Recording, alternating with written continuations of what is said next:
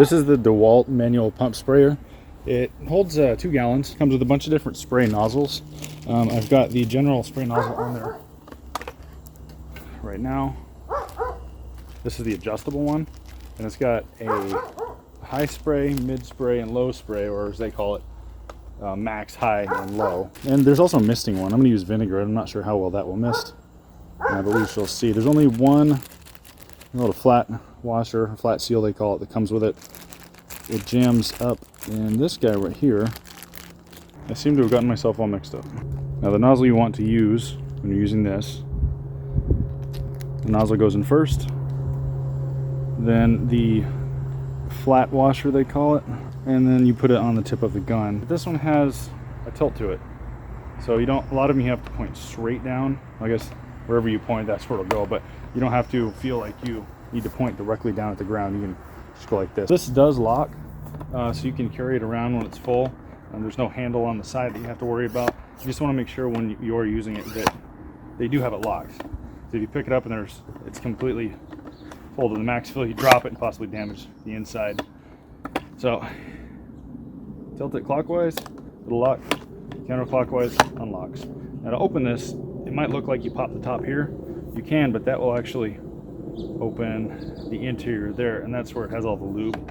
And you don't want to open that or mess with that. Maybe if it dries out over a period of time, then you can to put some more lube in there, but you don't want to put anything in there and it'll just mess the whole thing up.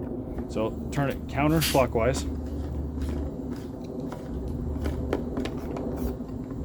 and then it will open up, and that's where you dump everything in. I'm not sure if you can see in here in the camera with this lighting. It's about midday right now. We don't have the greatest lighting outside right now. It's overcast, but you can see somewhat in there. It'd be nicer if you could see a little bit better. If you shine a light behind it, I'm sure you'd be able to.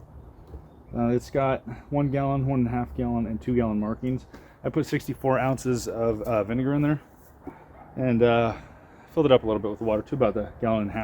If that was level, that's where it would be. Hopefully you can see that. Like I said, it'd be nicer to see a little better, but at least you can see the level in there.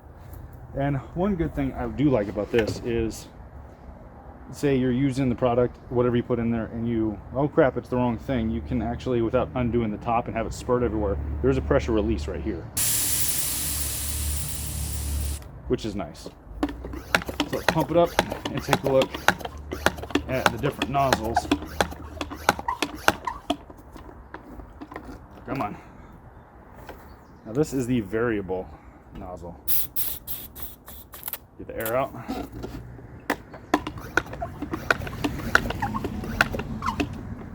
Or the adjustable, as they call it. So all the way down tight. It's pretty wide. Okay. And you loosen it up, it'll spray a stream.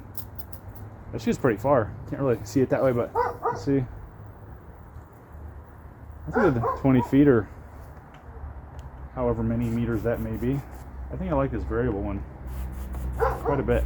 Oh, and it has a locking mechanism right here, so I think it's not even a mechanism, it's just a piece of plastic, but if you hold it, slide it in, there you go, you don't have to hold it. Not that this thing has a whole lot of pressure on your fingers.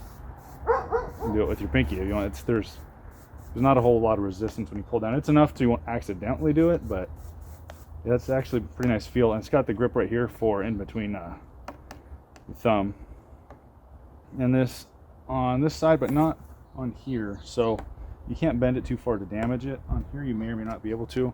One thing I didn't like when I went to go fill it is I thought there'd be some sort of grip right here. You can grip the sides, but I had it against the spigot on the side of my house, and I didn't have a hose into it. Maybe this is designed to set on the ground, but holding it up wasn't good until about 1 gallon. Then it starts to get heavy, and if you don't want to drop it and break the plastic, if you have cement under that, it'd be nicer to have something to hold on to. I suppose you could just use a hose, but that's not going to be the best way to hold it for anybody, or I mean for everybody. Some people probably will be.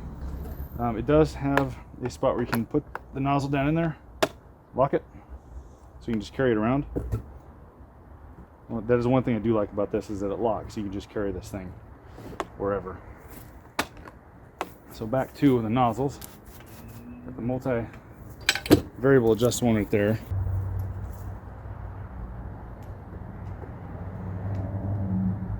Yeah, this one already has a brown flat washer, I think they called it, in there. So I'm actually interested to see how the foaming one will do. I don't know if vinegar foams whatsoever, but let's give it a shot.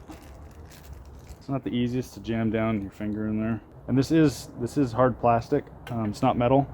So if you were to cross thread this, I don't recommend doing that. If it doesn't feel right, just back it off.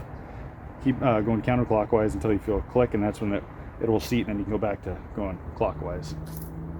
Oh, it actually does foam.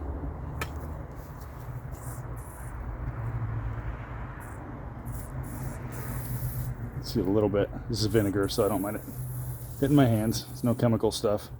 Yeah, it foams a little bit. Here's the orange one. That is a straight stream.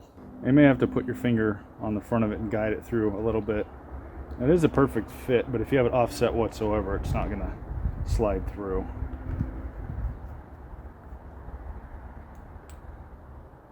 When doing this, you can have it tilted. So I have it straight up and down right now, and then sideways. Shoot like this. Not sure how well that'll pick that up. And then if you had it up and down, it'll of course shoot up and down, more of like a side to side deal there. And if it was side to side, you could go up and down a little easier. Go with the Dewalt yellow. That one popped right in, nice and easy. Yeah, that's not as wide. Doesn't spread as wide, it's more direct. Spraying it doesn't seem to be any more or less on any side or even in the middle. It seems to be spraying pretty evenly. Now over time, if you use some sort of chemicals that are corrosive to plastics, obviously I recommend using gloves for that, and maybe some eye protection and maybe even some face protection. But if you're using stuff like vinegar or something that's not really corrosive on the plastic, I don't see it actually wearing this stuff down. But if you're ever working in a dirty environment and you open this, there's dirt and everything floating all over the place, and you put some liquid in there and you're spraying it, it just jams, and you know you have pressure in there, release the pressure with that release on the side there, and then you might have to clean this out. It would be great, although not necessary, if there was a mesh in there to prevent any chunks from coming out. But then again, you don't want to be putting chunks of anything in there. It's just for liquid, not any solids. But things happen. I imagine somebody at some point will get some sort of chunk in there and it'll back everything up. All right, well, I'm gonna go spray all back here, and then I'll let you know how I thought about the overall process. Yeah, stinky.